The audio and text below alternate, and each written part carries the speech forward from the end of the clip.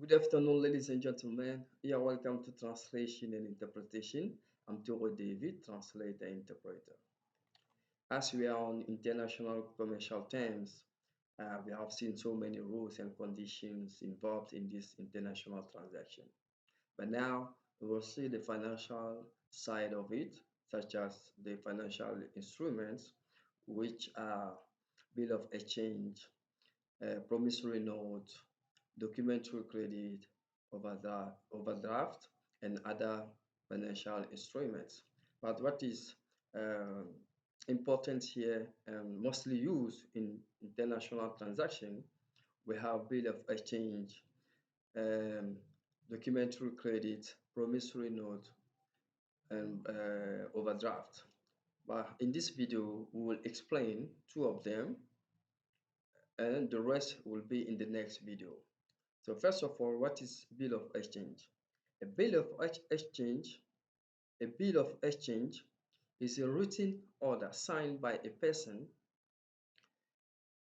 addressing to another person to pay a certain amount of money at a specific date on demand to another person who is the beneficiary, or to the supplier himself, who is the drawer uh, from his bank. Though is the bank of the supplier who is which will address the letter to the bank of the buyer, the importer, uh, with his signature to pay certain amount of money on demand or request. So this one we call it bill of exchange. We use it we use it in international transaction, but when it is national transaction, we call it draft. So it's ordering a customer or a client to pay a certain amount of money to the third person who is the beneficiary. And we have documentary credit. Documentary credit is a written commitment of a bank on behalf of its client, who is the buyer, the importer, to uh, to pay a certain amount of money on due date, like on deadline, given the date of the payment, in exchange of the shipment of goods or in exchange of rendered services. This one is done when, for example, a buyer or a client, he doesn't have enough money in his bank account. So he's expecting he's expecting to receive money maybe later on. So based on that, he will know when should I pay this money after receiving this letter in my bank account. So it will give the favorable date to the supplier in exchange of the goods with the conditions of sale. And that is documentary credit.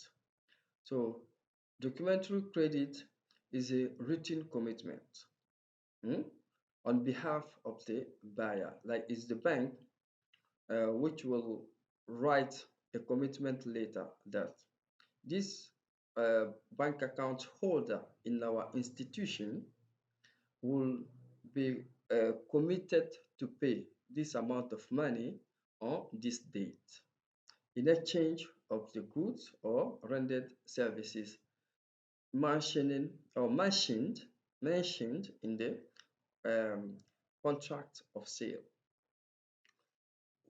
Whereas a letter of exchange is the written order ordering a bank to pay. Hmm? They are different in that sense. Bonsoir mesdames et messieurs, vous êtes les bienvenus au programme de traduction et d'interprétation. Je suis Touré David, traducteur-interprète. Comme nous sommes toujours sur les conditions commerciales internationales, on a vu certaines conditions et règles qui encadrent cette transaction.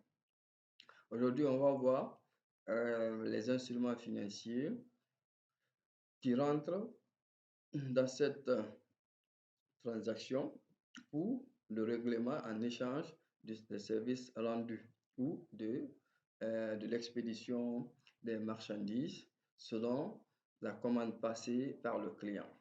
Maintenant, on va voir la lettre d'échange, le crédit documentaire, le billet à ordre, les couverts bancaires. Mais dans cette vidéo, on va voir deux types d'instruments financiers, la lettre d'échange et le crédit documentaire.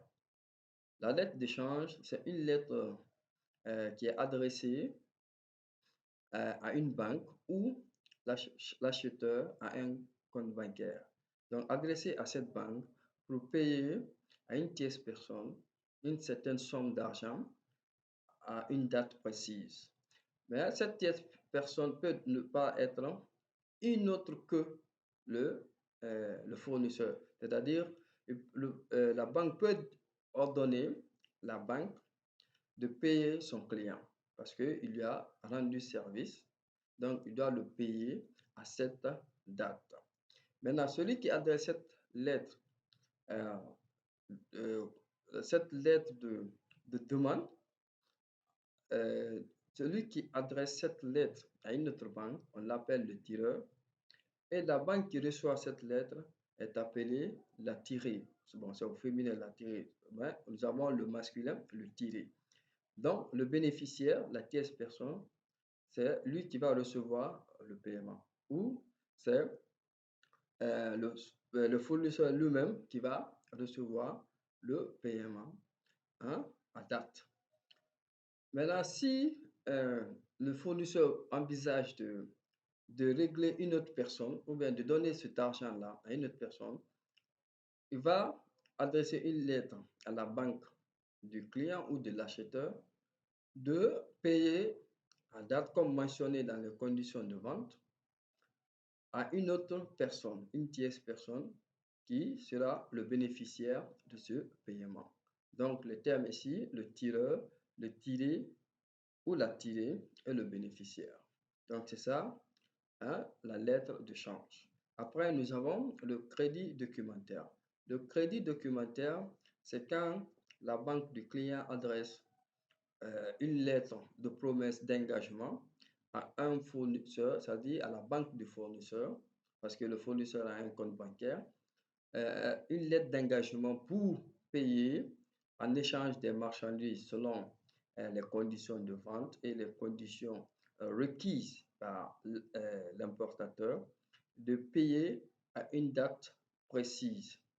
C'est-à-dire, ils ne peuvent pas payer sur le champ. Peut-être le client n'a pas assez d'argent dans son compte et il espère alimenter son compte plus tard. Et il essaie de régler la date de paiement à, par rapport au moment où il va recevoir de l'argent dans son compte. Dans ce poste-là, le crédit documentaire est très utile en commerce international pour permettre les clients, les acheteurs, les importateurs de régler, de rentrer en possession euh, des marchandises ou de certains services qu'ils demandent à être rendus. Donc, c'est ça l'importance du crédit documentaire dans le commerce international.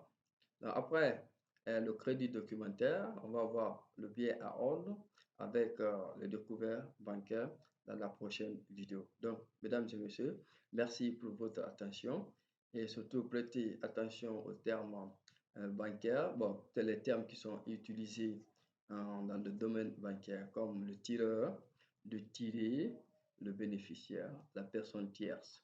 Donc, il y a parce que ces instruments sont souvent utilisés à d'autres réorientations. C'est-à-dire, au lieu que le fournisseur entre en possession de son argent, on peut ordonner à la banque de payer une autre personne. Peut-être que lui aussi, il a à payer son fournisseur. Donc, c'est comme ça, en chaîne, ça évolue dans le secteur bancaire. Donc, merci pour votre attention. À la prochaine. Et de passage, n'oubliez pas de vous abonner, suggérer pour élargir notre audience. Merci beaucoup.